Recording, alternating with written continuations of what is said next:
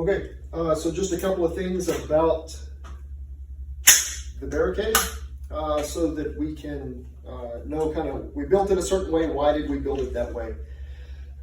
One, we want 2x4s flat instead of on edge like this to support bag work.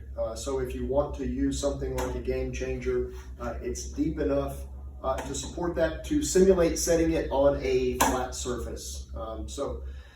Those things act differently moving around, vertical versus horizontal surfaces. And I wanted to mimic a horizontal surface kind of for what my people are most likely to use it for.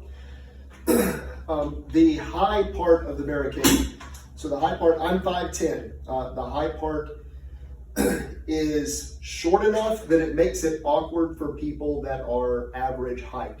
So you get the learning point of learning to adjust height using legs instead of just bending over, hinging at the waist and things like this. So you get the advantage of learning to manipulate height when you are standing. The bottom barricade.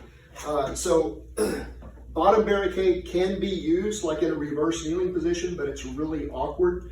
So it gives you a chance to introduce people to double kneeling. And then a lot of people are able to use like a reverse kneeling position here, but it gives you the chance to at least talk about double kneeling. A lot of people find it more comfortable. We use 4x6s, and then with that 1.5 little foot at the bottom, you're able to do rollover prone underneath it, if that's a thing that you like to do. There's actually 8 positions on this that we use in my classes. So we do standing around the outside, so palm braced against the barricade, rest of the hand wrapped around the rail as much as possible. So standing around the outside, and then reverse kneeling around the outside, and we do that on both sides. And then we also do double kneeling or reverse kneeling on both sides of the inside. So we're here trapping it against an inside corner, left and right, and the same thing standing, trapping it against an inside corner, left and right. So there's 8 actual positions, and I think it does a lot of good things. On some of the other ones that I built, I added some braces right here, and I'm going to leave them off and see if they're actually necessary. So that's it. I like it. We've got a 4x6. I've also used 4x4s for these. You want to come in about 8 inches to 11.5 inches. We need a 3.5 inch groove that is 1.5 inches deep right here. You can do these without the groove, but it's a lot stronger and a lot less likely to rack back and forth if you use the groove. I've got a lot of equipment here, so I just used a table saw. That allows your side piece to fit flush, and that eliminates a lot of like rocking back and forth like this. So it's just going to make a much smaller barricade that you can use for a long time. Put in 1 screw and then double check the square. Just make sure that we're square. It should be, if you cut your groove square, everything should just lock in. But it's worse, double check. Okay.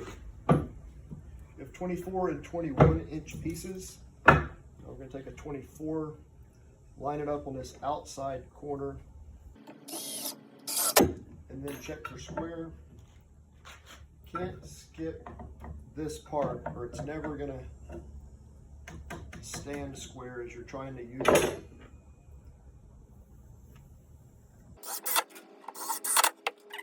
We know that this outside corner is going to fit flush. So we can start one there.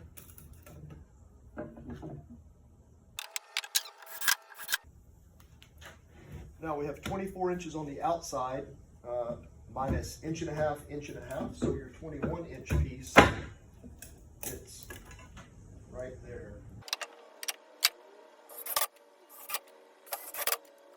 We just tipped the barricade back so we can reach the top a little bit easier. This is your other 24-inch piece.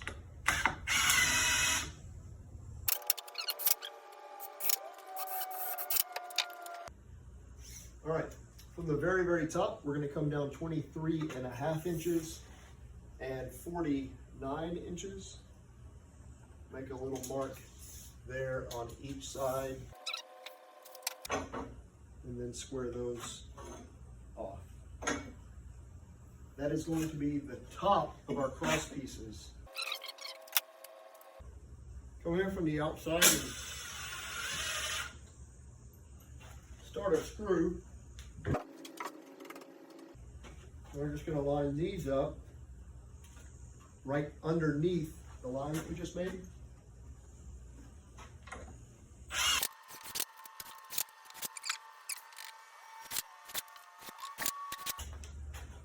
That's it for the cross pieces. All right, next we need to put some feet on it. So if we just rest this on the ground, boards have a tendency to warp, or you get like a little hump in the ground. It causes a lot of rocking, which kind of defeats the purpose of using a barricade to be more stable. And now what you can do is you have 4 points of contact kind of spread out. And it'll be easier on uneven terrain. Get micro terrain. What are you gonna do about micro terrain? Yeah, you can't handle micro terrain, not without these little feet. Okay, the last part of this is just bracing. Now, if you use the groove, like this thing is real solid already, it's probably not a bad idea to add a brace. I cut these 32 inches. That is completely arbitrary because you can get 3 32-inch pieces out of a single 8-foot 2x4. All we're gonna do is check for square. I've already done that. Make sure that we're square, and then we're gonna come in, put it on the ground here. Make sure this tip is flush and this tip is flush so that nothing's sticking out. And then we're just going to put some screws into it. I almost forgot a little happy accident in making these. So you can swing a rifle behind you, and then one person can move them real easy. You just step into it, you can move it a long way without a whole lot of work. So, then whenever you go, because they're all kind of sized, when you go to load them up, take the things to work there.